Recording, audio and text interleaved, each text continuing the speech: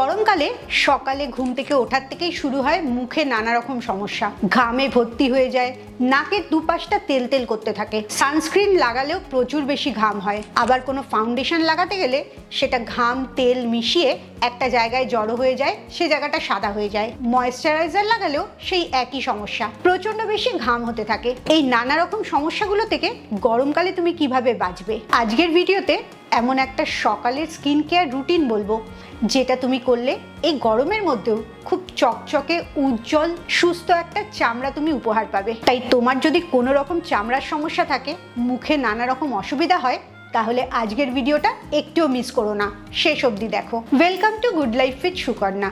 আমি lifestyle correction coach.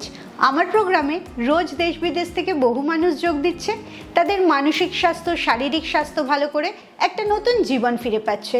তুমিও যদি এই প্রোগ্রাম সম্বন্ধে জানতে চাও, আমার 2 ঘন্টার অনলাইন সেশন জয়েন করতে চাও, তাহলে এক্ষুনি নিচের নাম্বারে LCW এই কথাটা লিখে হোয়াটসঅ্যাপ করো।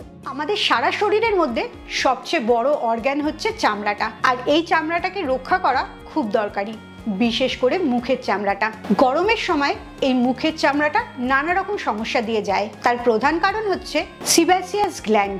এই গ্ল্যান্ডটা হিউমিড কন্ডিশনের টেম্পারেচার যখন বেড়ে যায় তখন বেশি অ্যাক্টিভ হয়ে যায়, আর এর ফলে মুখে প্রচুর তেল বেরোতে থাকে। গরমকালে যেহেতু রোদের তাপটা অনেক বেশি থাকে, ইউভিবি রেটা খুব স্ট্রং হয়ে যায়, এই কারণে দেখবে কালো ছোপ পড়ে যায়, পিম্পলস হয়, এমনকি স্কিনটা কুঁচকেও যায়। তার সাথে সাথে মেয়েদের আরেকটা সমস্যা হয়, সেটা হচ্ছে হরমোন পরিবর্তন। যখনই হরমোনটা চেঞ্জ হতে থাকে তখনই সেটা চামড়াতে এফেক্ট করে। এছাড়াও তোমার যত বয়স বাড়তে থাকছে তত চামড়ার রিজেনারেশন রিগ্রোথটা স্লো হতে থাকছে, কোলাজেন প্রোডাকশনটাও অনেক কমতে থাকছে।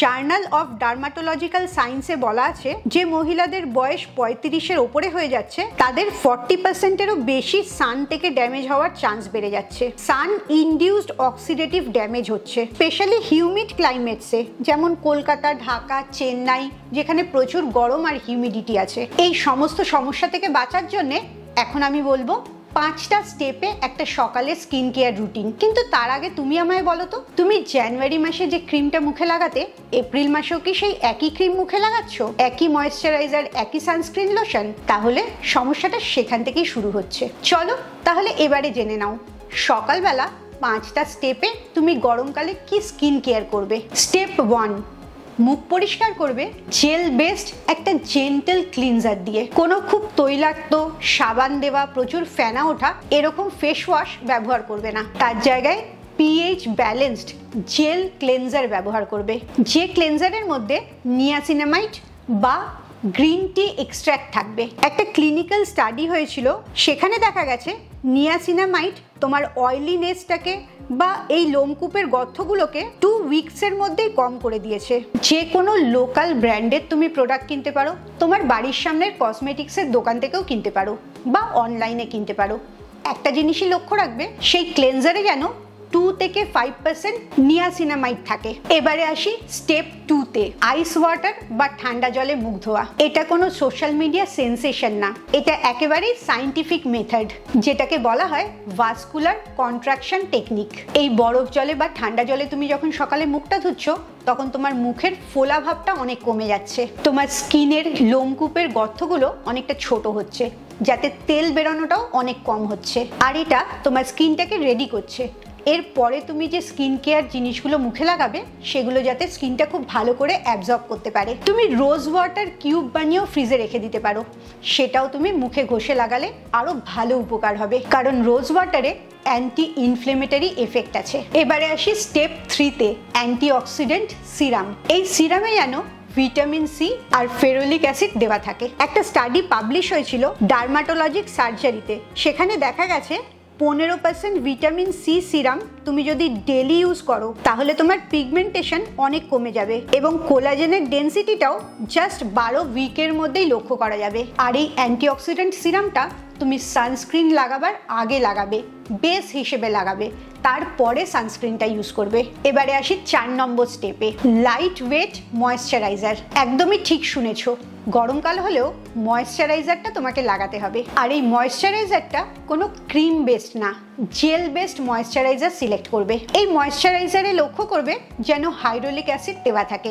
এই অ্যাসিডে 1000 গুণ বেশি জল ধরে রাখার ক্ষমতা রাখে, যেটা এই গরমে তোমার স্কিনটাকে শুকিয়ে যাওয়ার থেকে রক্ষা করবে। এই ময়েশ্চারাইজারটা যখন ইউজ করবে তখন ওপর দিকে ম্যাসেজ করবে, আর স্পেশালি চোখের নিচটা আর ঠোঁটের দুপাশটা, এই দুটো জায়গায় বেশি করে ময়েশ্চারাইজ করবে। কারণ লক্ষ্য করে দেখবে ড্রাই হয়ে যাওয়ার কারণে এই দুটো জায়গায় আগে রিঙ্কলস দেখা যায়। এবারে আসছি 5 নম্বর স্টেপে, সেটা হচ্ছে সানস্ক্রিন। এই সানস্ক্রিনটা পৃথিবীর সবচেয়ে শ্রেষ্ঠ অ্যান্টি রিঙ্কল এজেন্ট। তোমার স্কিনটা যত সান ড্যামেজ কম হবে তত দেরিতে রিঙ্কলস পড়বে। এমন একটা সানস্ক্রিন পছন্দ করবে যেটাতে SPF 50+ আছে, PA++++ আছে এবং অবশ্যই জেলড বেস। ক্লিনিক্যাল ডার্মাটোলজিক্যাল রিসার্চ এটা কনফার্ম করেছে, তুমি যখন রোজ সানস্ক্রিন লাগাচ্ছ তখন তোমার পিগমেন্টেশন, ফাইন লাইন এগুলো 6 মাসের মধ্যে 20% কম হয়ে যাচ্ছে। কোনো ট্রিটমেন্ট ছাড়াই এই রেজাল্টটা হচ্ছে। সানস্ক্রিনের আরেকটা নিয়ম আছে,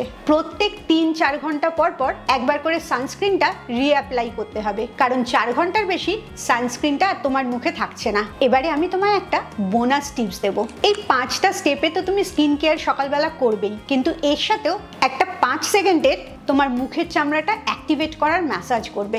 আর এই ম্যাসাজটা তোমার স্কিনের বয়স 10 বছর কম করে দেবে। এটাকে বলা হয় লিম্ফেটিক ওয়েক আপ ম্যাসাজ।